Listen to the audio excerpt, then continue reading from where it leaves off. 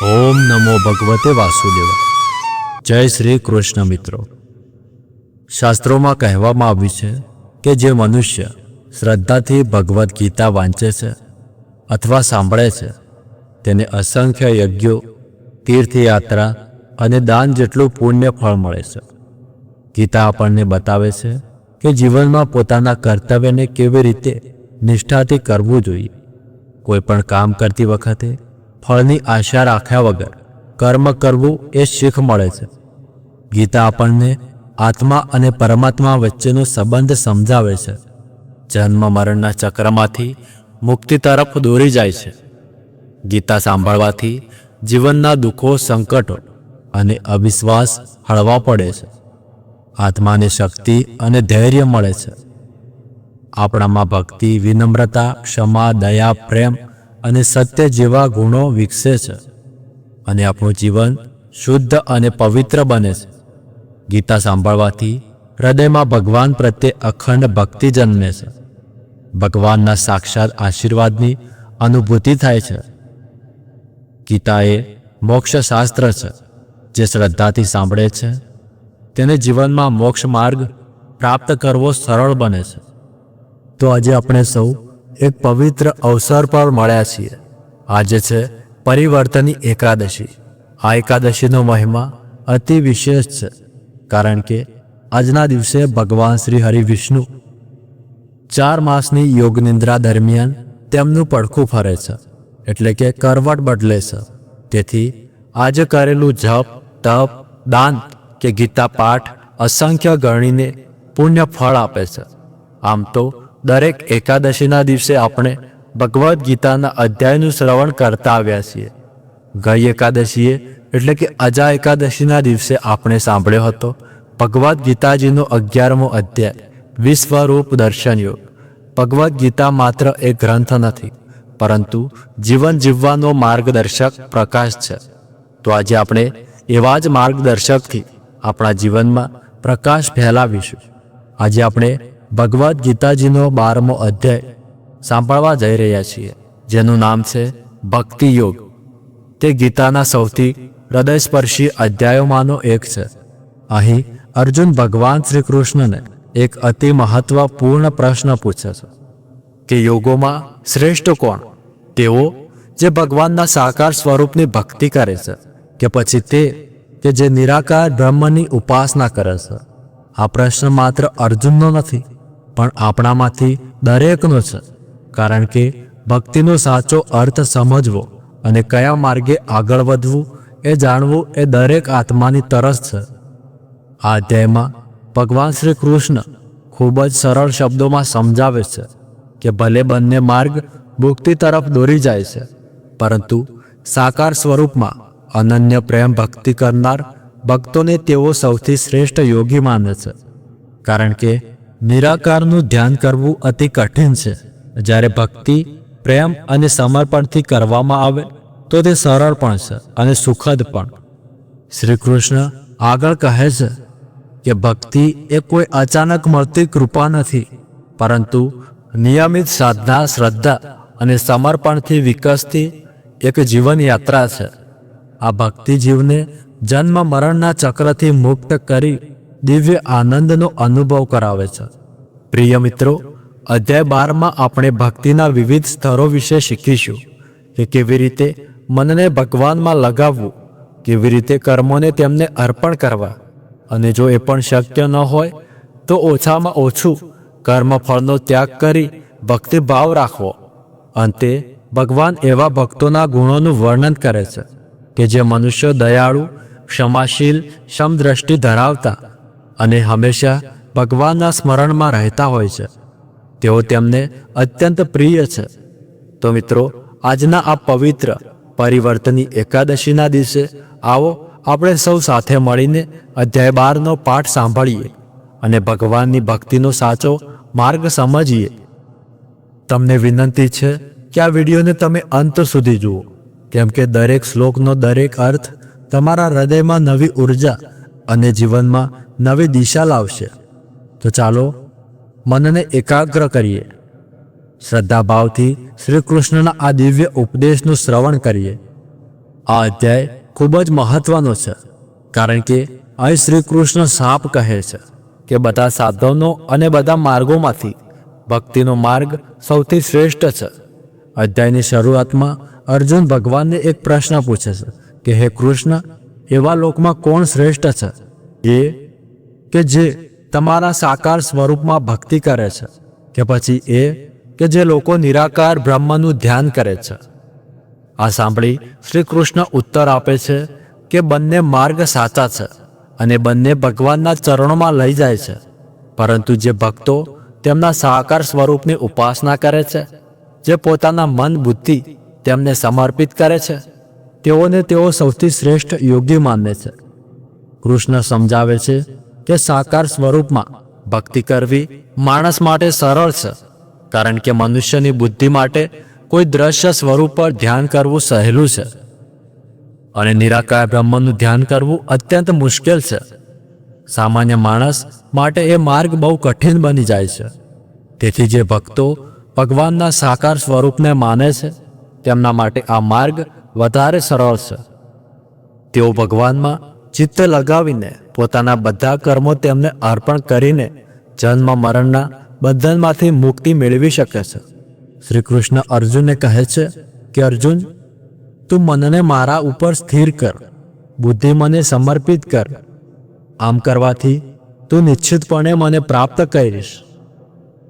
પરંતુ કૃષ્ણ એ પણ કહે છે કે આટલી ઊંચી ભક્તિ સૌ કોઈને તરત જ પ્રાપ્ત થતી નથી. જો કોઈ ભક્ત પોતાનું મન પૂરેપૂરું ભગવાનમાં લીન ન કરી શકે તો તેને સતત સાધના કરવી જોઈએ. ધીમે ધીમે અભ્યાસથી મન ભગવાન તરફ વળશે.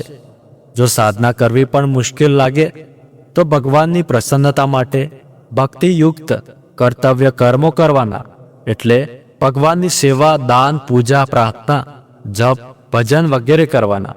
આ સાધનો પણ ભક્તિને મજબૂત બનાવે છે.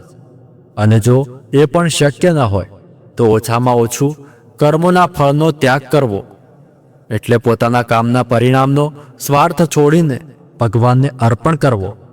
એથી મનને તરત જ શાંતિ મળે છે. શ્રી કૃષ્ણ એક મહત્વની ક્રમવાર વાત કહે છે કે સાધના કરતાં જ્ઞાન શ્રેષ્ઠ છે, જ્ઞાન કરતાં ધ્યાન શ્રેષ્ઠ છે, અને ધ્યાન કરતાં કર્મોના ફળનો ત્યાગ કરવો શ્રેષ્ઠ છે. કેમ કે એથી તરત જ શાંતિ મળે છે. આ અધ્યાયના અંતમાં શ્રી કૃષ્ણ પોતાના પ્રિય ભક્તોના ગુણોનું વર્ણન કરે છે.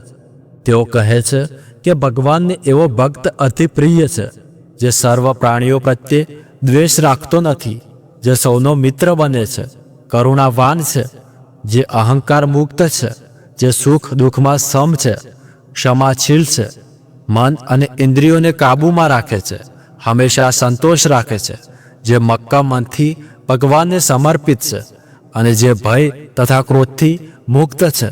આવા ભક્તો ભગવાનને અતિ પ્રિય છે. અંતે કૃષ્ણ કહે છે કે જે ભક્ત ભય મોહ છોડીને અનન્ય શ્રદ્ધા અને પ્રેમથી ભગવાનની ભક્તિ કરે છે, તે ભગવાનને સર્વાધિક પ્રિય છે. મિત્રો, આજે જે આપણે સાંભળ્યું તે આ અધ્યાયનું વર્ણન હતું, જે મેં તમને સરળ શબ્દોમાં સમજાવ્યું. કેમ કે ઘણા લોકો અધ્યાય સાંભળે છે, પણ તેમાંથી 70% જ લોકોને તે અધ્યાયનું સાર સમજાય છે. તેથી હું કોશિશ કરું છું કે જેટલું થઈ શકે તેટલું અધ્યાયને સરળ શબ્દોમાં આપણી સમક્ષ રજૂ કરું. તો હવે આપણે સાંભળીશું એ પવિત્ર જ્ઞાન જે ભગવાન શ્રી કૃષ્ણ અર્જુનને આપે છે. ભગવાન શ્રી કૃષ્ણને અર્જુન પૂછે છે કે જેઓ આપના સાકાર સ્વરૂપ પ્રત્યે શ્રદ્ધાપૂર્વક સમર્પિત છે અને જેઓ આપના નિરાકાર બ્રહ્મ સ્વરૂપની ઉપાસના કરે છે, તે બંનેમાં આપ કોને યોગોમાં અધિક પૂર્ણ માનો છો?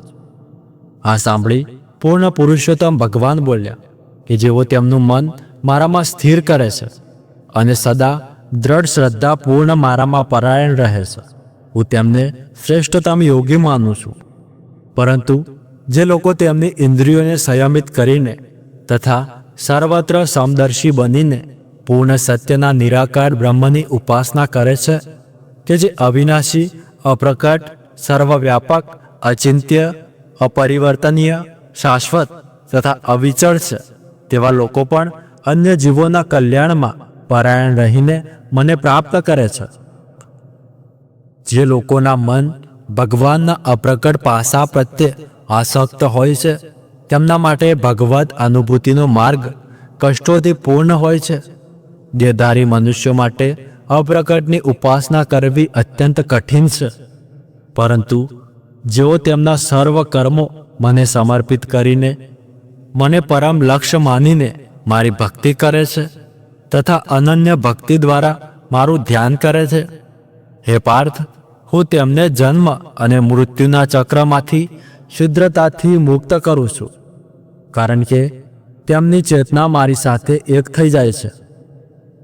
તારા મનને કેવળ મારામાં સ્થિર કર તથા તારી બુદ્ધિને મને સમર્પિત કર, પશ્ચાત તું સદૈવ મારામાં નિવાસ કરીશ. આ અંગે કોઈ સંશય નથી. હે અર્જુન, જો તું તારું મન મારામાં અવિચળ રીતે સ્થિર કરવામાં અસમર્થ હોય તો સાંસારિક કાર્યકલ્પોમાંથી મનને વિરક્ત કરીને નિરંતર મારું સ્મરણ કરવાનો અભ્યાસ કર. જો તું મારી ભક્તિપૂર્વક સ્મરણ સાધના માટે અસમર્થ હોય તો તું કેવળ મારા માટે કાર્ય કર. એ પ્રમાણે મારા અર્થે ભક્તિપૂર્ણ સેવાના પાલન દ્વારા તું પૂર્ણતાથી અવસ્થાને પ્રાપ્ત કરીશ. જો તું ભક્તિપૂર્ણ થઈને મારા માટે કાર્ય કરવા માટે પણ અસમર્થ હોય તો તારા સર્વ કર્મોના ફળોનો ત્યાગ કરવાનો પ્રયત્ન કર અને આત્મસ્થિત થા. યાંત્રિક સાધના કરતાં જ્ઞાન શ્રેષ્ઠ છે અને જ્ઞાનથી ધ્યાન શ્રેષ્ઠ છે. ધ્યાન કરતાં પણ કર્મફળનો ત્યાગ કરવો એ સૌથી શ્રેષ્ઠ છે, કારણ કે આવા ત્યાગથી મનને શીઘ્ર શાંતિ પ્રાપ્ત થાય છે. એ ભક્તો મને અતિ પ્રિય છે જે દ્વેષ રહિત છે, જીવ માત્ર પ્રત્યે મૈત્રી ભાવયુક્ત છે અને કરુણાવાન છે. તેઓ સ્વામી તત્વની આસક્તિથી અને મિથ્યાભિમાનથી મુક્ત હોય છે, સુખ અને દુઃખમાં સમાન રહે છે તથા સદા ક્ષમાશીલ રહે છે. તેઓ સદૈવ સંતુષ્ટ રહે છે. ભક્તિપૂર્વક મારામાં દ્રઢ રીતે એક્ય સાધે છે. આત્મસંયમી, કૃતનિશ્ચયી તથા મન અને બુદ્ધિથી મને સમર્પિત હોય છે. જે લોકો કોઈને ત્રાસ આપવાનું કારણ બનતા નથી અને જે કોઈથી ઉદ્વિગ્ન પણ થતા નથી, જે સુખ તથા દુઃખમાં સંભાવ રહે છે અને ભય તેમજ ચિંતાથી મુક્ત રહે છે, એવા ભક્તો મને અત્યંત પ્રિય છે.